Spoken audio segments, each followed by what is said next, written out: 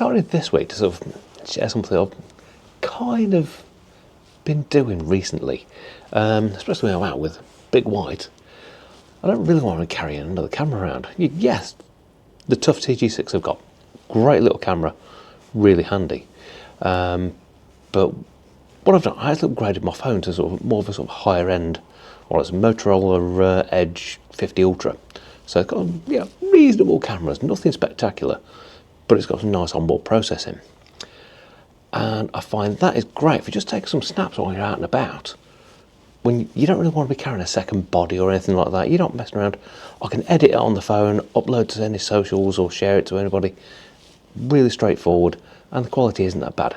It's not as good as a real camera. It's nowhere near as good as the TG6, but it's good enough for sort of quick snaps, play around with it, and you can sort of drop them up. So what I'm going to do today, we're out and about with Big White. We're up at Spurn Discovery Centre, so we're getting a few shots of the birds, and what I'll do, as we're sort of walking around, I'll sort of talk you through what I'm spotting and how I'm sort of seeing things, and actually sort of how the phone sort of helps me sort of just take the quick snap and record bits and bobs.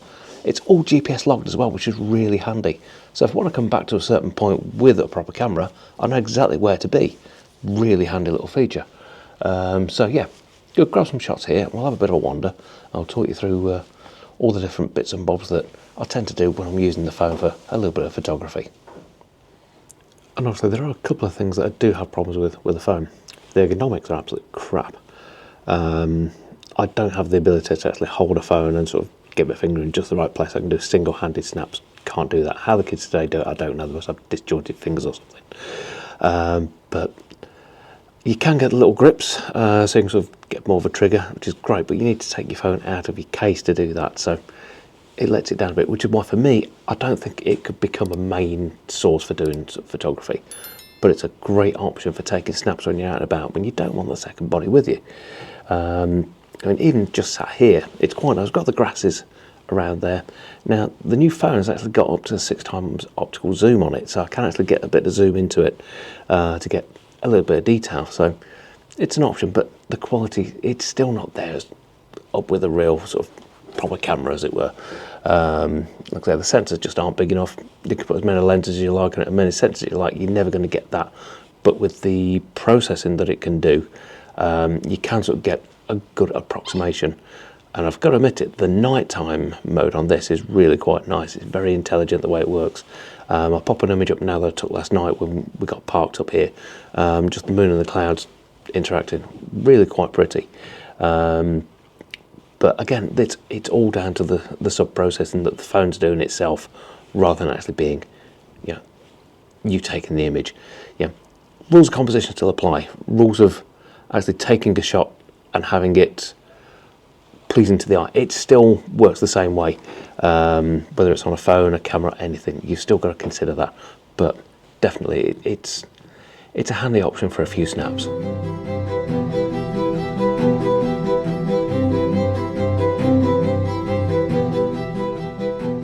So feature set wise of the phone that I've got, it'll do 50 megapixels. Natively it's not 50, but it does it using pixel shift.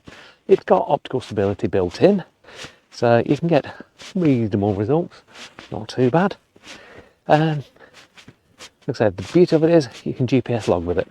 So if you've got a snap that you think, actually it's not too bad, and you want to sort of log where that was to come back with your proper camera, with your proper setup, you can sort of find out exactly where you were and recreate the shot really easily, which is really handy if you're out scouting.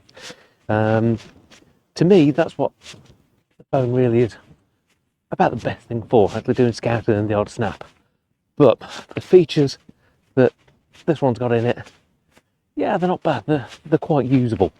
It's just handy that you can then take that, actually shoot raw with it, edit that in Snapseed, and have a usable image straight out the bat without any sort of external processing having to be done sort of to the computer or anything. So yeah, it's handy, it's convenient, and it's half decent. But I won't say it's completely decent.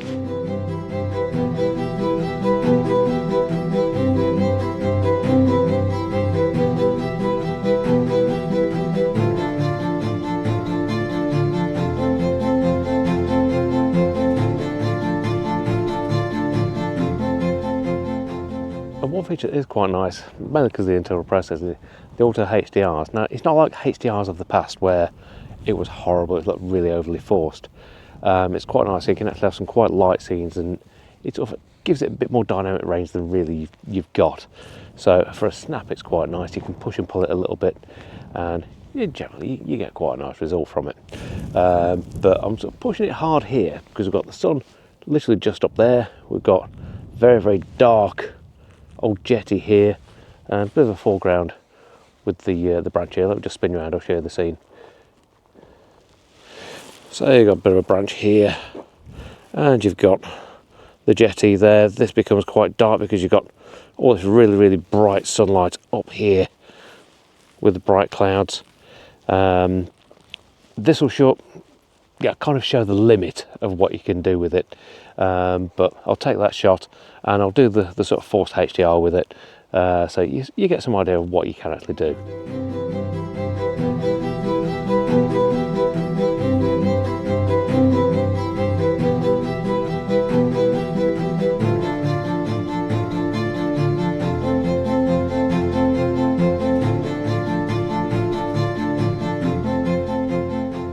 What do you think? Is the phone that you use really up to taking sort of decent shots? I mean, yeah, I can print some of this, and I don't think it'll be much of a problem, but certainly as a compositional tool, it's handy.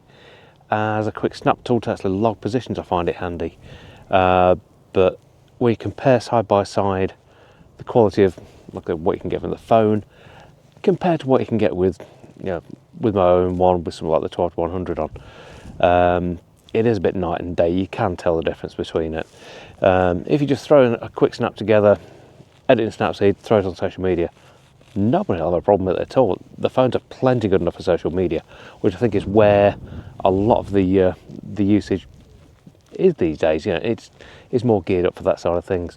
But certainly, I don't think I'd ever be able to get a portfolio shot with the phone. But yeah, you never know what might happen in the future.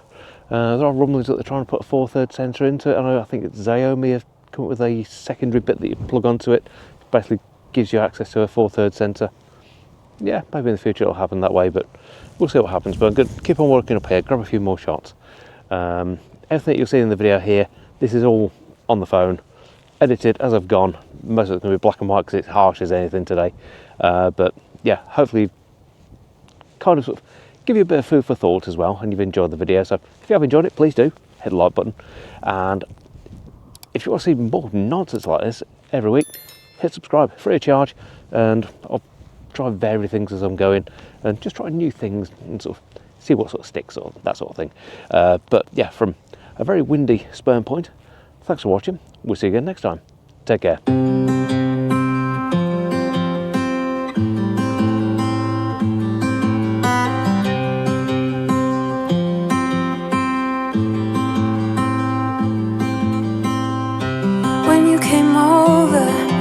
I was on its way out. I wasn't sober, and I was thinking out loud. I spoke of your bravery, your wit and audacity, of coming over and letting go of it all. Please move close to me.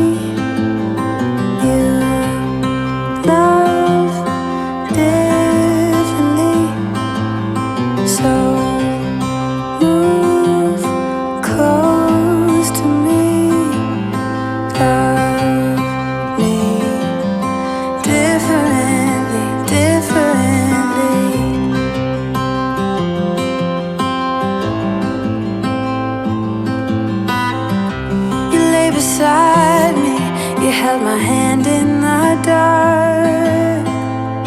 I started fighting, 'cause I was scared of it all.